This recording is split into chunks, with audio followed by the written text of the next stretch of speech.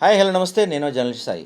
గత వరుసగా 3 సార్లుగా కేంద్రంలో కాంగ్రెస్ పార్టీ ఓడిపోతూ వస్తుంది. దాదాపుగా దేశంలోని కాంగ్రెస్ కంచుకోట్లన్నీ బద్దలైపోయినాయి. అన్ని రాష్ట్రాల్లో కాంగ్రెస్ పార్టీ పూర్తిగా నానాటికి పతనం అయిపోతుంది, దిగజారిపోతున్న పరిస్థితి కనిపిస్తుంది. సో ఈ పరిస్థితుల్లో నెక్స్ట్ రాబోయే ఎలక్షన్స్ కాంగ్రెస్ పార్టీకి ఖచ్చితంగా చావరేవో. ఎందుకంటే 3 సంవత్సరాలు వరుసగా 3 సార్లు అంటే 15 సంవత్సరాలు ప్రతిపక్షంలో ఉండిన తర్వాత మరోసారి ఓడిపోతే మాత్రం కాంగ్రెస్ పార్టీ ఉనికే ప్రశ్నార్థకంగా మారే అవకాశం ఉంటుంది. సో ఈ టైంలో ఎట్లయినా సరే ఈసారి గెలవాలి, ఈసారి అధికారంలో రావాలని కాంగ్రెస్ పార్టీ విశ్వ ప్రయత్నాలు చేస్తున్నట్టుగా తెలుస్తుంది. అందులో భాగంగానే ఆపరేషన్ ఆకర్ష్కి తెరదీశారు. అంటే గతంలో కాంగ్రెస్ పార్టీలో ఉండి వెళ్ళిపోయిన వాళ్ళందరినీ తిరిగి కాంగ్రెస్ పార్టీలోకి తెచ్చుకునే ప్రయత్నాలు మొదలుపెట్టారు. సో దాంతోపాటుగా కాంగ్రెస్ పార్టీ సౌత్లో కొంచెం ఈ మధ్య బలపడుతుంది. ఉదాహరణకు చూసుకుంటే మనం తమిళనాడులో ఇప్పుడు కాంగ్రెస్ అధికారంలో ఉంది. అంటే విజయ్తో కలిసి అధికారంలో ఉన్నారు కాబట్టి ఆబ్వియస్లీ కాంగ్రెస్ అధికారంలో ఉంది తమిళనాడులో. కర్ణాటకలో అధికారంలో ఉంది, తెలంగాణలో అధికారంలో ఉంది. ఏపీలో కూడా అధికారం పాలు పంచుకోగలిగితే సౌత్ మొత్తం పాగా వేయచ్చు అనేది వాళ్ళ ప్లాన్. ఏపీలో అధికారంలో రావడం కాంగ్రెస్కి మిషన్ అసలు ఇంపాసిబుల్. అది చరిత్రలో జరగదు, ఇక జరిగే పరిస్థితి లేదు. కాంగ్రెస్ పార్టీ గెలవటం అనేది ఏపీలో చరిత్రే. షర్మిలాని తెచ్చి ట్రై చేశారు, కానీ షర్మిలాని తెచ్చిన ప్రయత్నం కేవలం జగన్మోహన్ రెడ్డి గారిని ఓడిస్తానికి పనికొచ్చింది తప్పించి అంతకు మించి కాంగ్రెస్ అక్కడ పనికొచ్చింది ఏమీ లేదు. ఓటింగ్ శాతం పెరిగింది లేదు, పెరిగేది కూడా లేదు. షర్మిలా గారు కూడా జగన్ గారి మీద కాన్సన్ట్రేషన్ చేస్తున్నారు, జగన్ పైన ఆరోపణలు చేస్తున్నారు తప్పించి షర్మిలా కాంగ్రెస్ పార్టీకి చేసింది ఏం లేదు, చేయబోయేది ఏం లేదు, చేయగలిగేది కూడా ఏం లేదు. ఆమెకు అంత సీన్ లేదనే విషయం అందరూ తెలిసిన విషయం. ఆ విషయం వాళ్ళకి కూడా అర్థమైపోయింది. అందుకే ఆమెకు రాజ్యసభ సీట్ ఇస్తాన సీటు కూడా తీసి పక్కన పెట్టారు. బహుశా నాకు తెలిసి షర్మిలా రాజకీయ జీవితం ఇక ముగిసిపోయింది.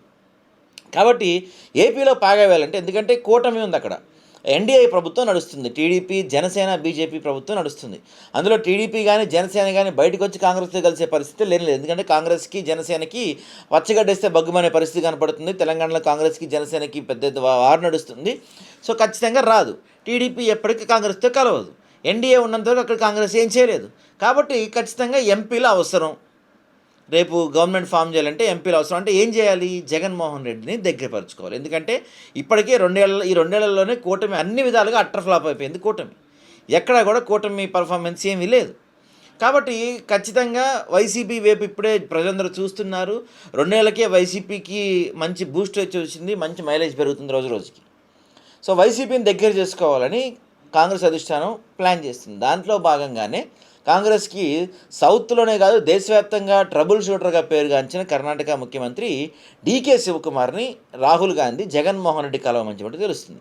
డీకే శివకుమార్కి జగన్మోహన్ రెడ్డి గతంలో వ్యాపార పరిచయాలు ఉన్నాయి, సత్సంబంధాలు ఉన్నాయి, వాళ్ళ దగ్గర సంబంధాలు ఉన్నాయి. సో డీకే శివకుమార్ ద్వారా జగన్మోహన్ రెడ్డిని కాంగ్రెస్ పార్టీకి అంటే ఇండియా కూటమిలోకి ఆహ్వానించే ప్రయత్నాలు చేసినట్టుగా తెలుస్తుంది. ఎందుకంటే ఇండియా కూటమి మొత్తం చిన్న భిన్నం అయిపోయింది. ఎప్పటి నుంచో వాళ్ళకి నమ్మకదగ్గ మంచి మిత్రులుగా ఉన్న డిఎంకే దూరం అయిపోయింది, టీఎంసీ ఖండం అయిపోయింది. ఇక ఎక్కడా కూడా అంటే ఆప్ కానీ లేకపోతే ఎక్కడా కూడా ఇండియా కూటమిలో పెద్దవాళ్ళుగా చెప్పుకున్న వాళ్ళు ఎవరు కూడా అధికారంలో లేరు. వాళ్ళ పరిస్థితి రోజు రోజుకు దిగజారిపోయింది. ఈ పరిస్థితుల్లో కాంగ్రెస్ పార్టీకి అంటే ఇండియా కూటమిలో ఒక బలమైన నాయకుడు అవసరం పడుతుంది. రాహుల్ గాంధీ తర్వాత దేశవ్యాప్తంగా అత్యంత బలమైన నాయకుల్లో జగన్మోహన్ రెడ్డి ఒకళ్ళు ఎటువంటి డౌట్ లేదు. పైగా యూత్ కాబట్టి యువకుడు. ఎందుకంటే చంద్రబాబు నాయుడు వీళ్ళందరితో పోల్చుకుంటే జగన్మోహన్ రెడ్డి చాలా చిన్న వయసు వ్యక్తి. యువకుడు అంటే మరి నా ఉద్దేశం జంజీ కాదులేండి, యువకుడు ఆయన కూడా కొంత చిన్న వయసు కాబట్టి రాహుల్ గాంధీ, డీకే శివకుమారు, రేవంత్ రెడ్డి, జగన్మోహన్ రెడ్డి, విజయ్ వీళ్ళంతా ఒక ఏజ్ వాళ్ళు, వీళ్ళ ఐడియాలజీ వీళ్ళంతా ఒక ఏజ్ వాళ్ళు. కాబట్టి వీళ్ళంతా కలిసి ఒక కూటమి ఇండియా కూటమిని లీడ్ చేస్తే ఖచ్చితంగా దేశంలో బీజేపీని ఓడించవచ్చు అన్నది కాంగ్రెస్ వర్గాల ఆలోచన. సో దానికి తగ్గట్టుగానే డీకే శివకుమార్ జగన్మోహన్ రెడ్డి దగ్గర పంపించినట్టుగా తెలుస్తుంది. మరి జగన్మోహన్ రెడ్డి ఒప్పుకుంటారు అనేది ఇక్కడ పెద్ద క్వశ్చన్ మార్క్.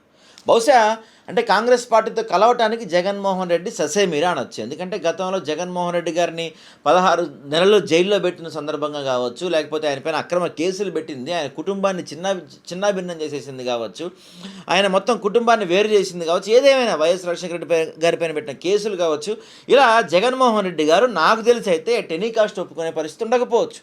కాకపోతే ఏం జరిగే అవకాశం ఉంది అంటే చెప్పలేము. ఎందుకంటే రాజకీయాల్లో శాశ్వత మిత్రులు ఉండరు, శాశ్వత శత్రువులు ఉండరు. కాబట్టి ఎన్డీఏ కూటమిని ఓడించాలంటే, బీజేపీని పక్కన పెట్టాలంటే, పవన్ కళ్యాణ్ని మూలలో కూర్చోబెట్టాలంటే ఎంతో కొంత ఒక కేంద్ర పార్టీ అవసరం ఉంది జగన్మోహన్ రెడ్డికి. కాబట్టి ఇండియా కూటమికి బయట నుంచి మద్దతు ఇస్తా అని చెప్పొచ్చేమో, చెప్పలేం.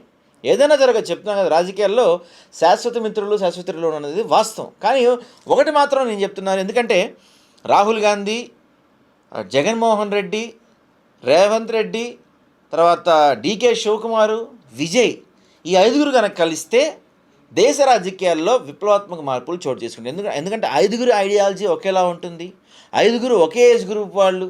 ఈ ఐదుగురు కలిసి రాజకీయాలు చేస్తే, ఐదుగురు కలిసి ఇండియా కూటమిని బలోపేతం చేస్తే, అక్కడ మన అఖిలేష్ కూడా కొంచెం అలాంటి ఏజ్ గ్రూప్ వ్యక్తి కాబట్టి వీళ్ళందరూ కలిస్తే యూత్ అంతా, అంటే ఈ యూత్ వీళ్ళకి దగ్గర అవుతారు, యూత్కి వీళ్ళకి కొంత ర్యాపో దగ్గరగా ఉంటుంది కాబట్టి వీళ్ళంతా కలిస్తే ఎన్డీఏ కూటమిని ఓడించడం అయితే పెద్ద విషయం కాదు. మరి ఏం జరుగుతుందో చూడాలి. ఎందుకంటే ఇందాక కూడా చెప్పా కదా, రాజకీయాల్లో శాశ్వత మిత్రులు ఉండరు, శాశ్వత శత్రువులు ఉండరు, ఏదైనా జరగచ్చు.